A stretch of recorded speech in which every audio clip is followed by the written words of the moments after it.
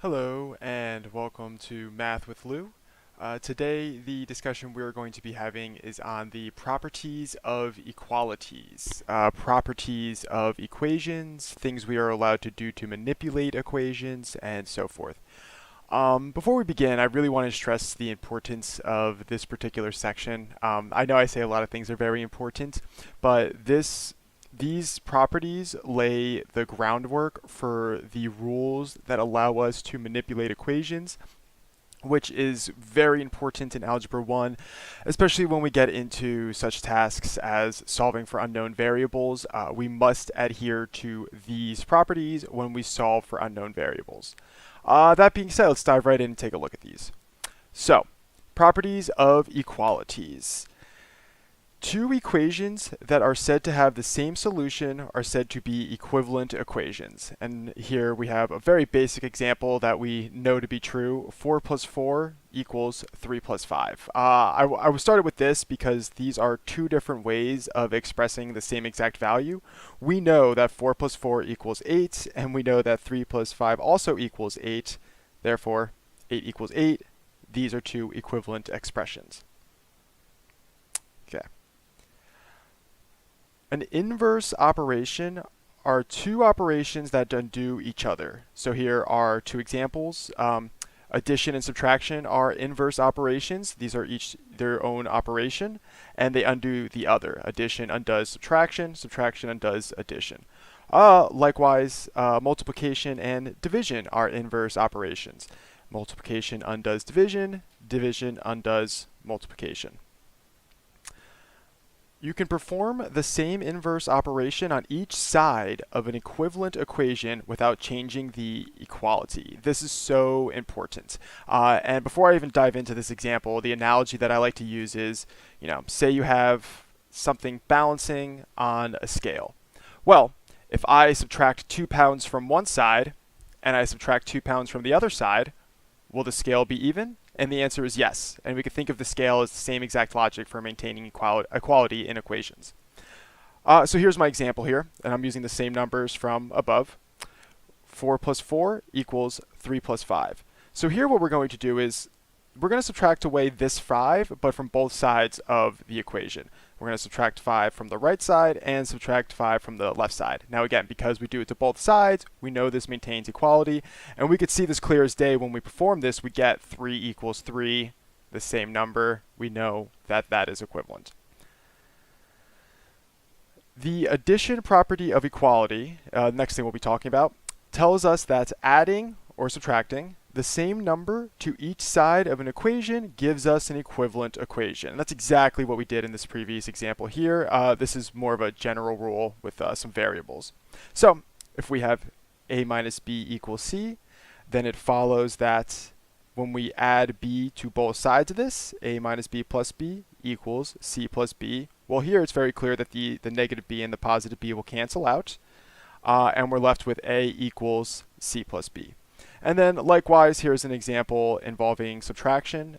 If a plus b equals c, then a plus b minus c equals c minus b. We are subtracting the b from both sides this time. And now we have a equals c minus b. The same goes for the multiplication property of equality. Again, same thing, but now we're going to talk about multiplication. If you multiply each side of an equation by the same non-zero number, then you produce an equivalent equation. And, well, if we multiply both sides of the equation by 0, we're going to get 0 equals 0, which, duh, we know that 0 equals 0. But I want to stress the non-zero factor because, again, when we do choose 0, we're going to get 0 on both sides of the equation. We don't care about that. Anywho, here's my example.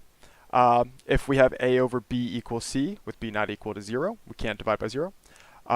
That it follows that a over b times b equals c times b. We're multiplying both sides of our equation by this b, and we could see here that because we have the b in the denominator and the b in the numerator, these b's will cancel out, and we are left with a is simply equal to c times b. Likewise, this applies for division as well. And here we have the division property of equality. You can divide each side in an equation with the same non-zero number to produce an equivalent equation. This time the non-zero is very important. We know we can't divide by 0. So here we have an example. If a times b equals c, with b not equal to 0, then we can divide both sides of the equation by b. A times b over c equals c over b. And then here we can see that the b's cancel out very nicely, because, b over b, any number divided by itself, always 1. And we have a equals c over b.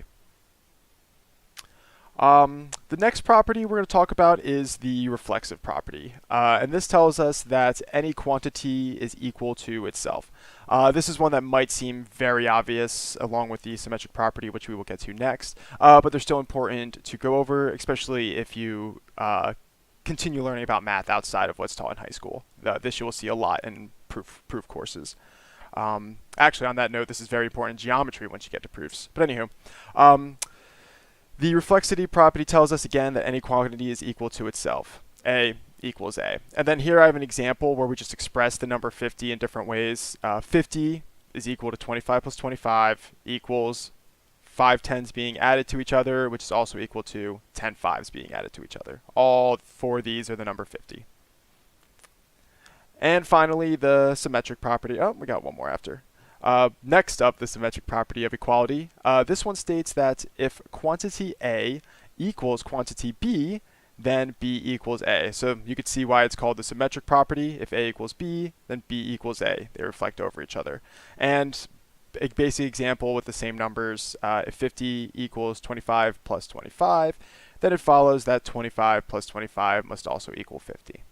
Again, these two definitely might seem like common sense. If you are in geometry, or once you get to geometry and you start compiling your proof writing skills, you're going to see these come up a lot when organizing your proofs. And likewise with this final property we are going to be talking about, the transitive property. The transitive property of equality tells us that if quantity A equals quantity B, and quantity B equals quantity C, then it follows that quantity A equals quantity C. And here's our example to put it lightly.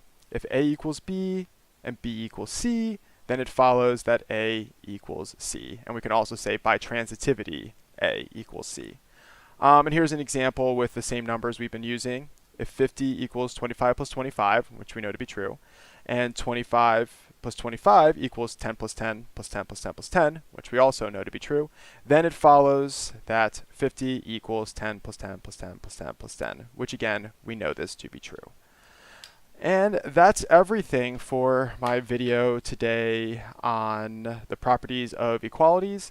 Thank you for joining me. As always, the notes will be in the description, and I hope to see you next time. Take care.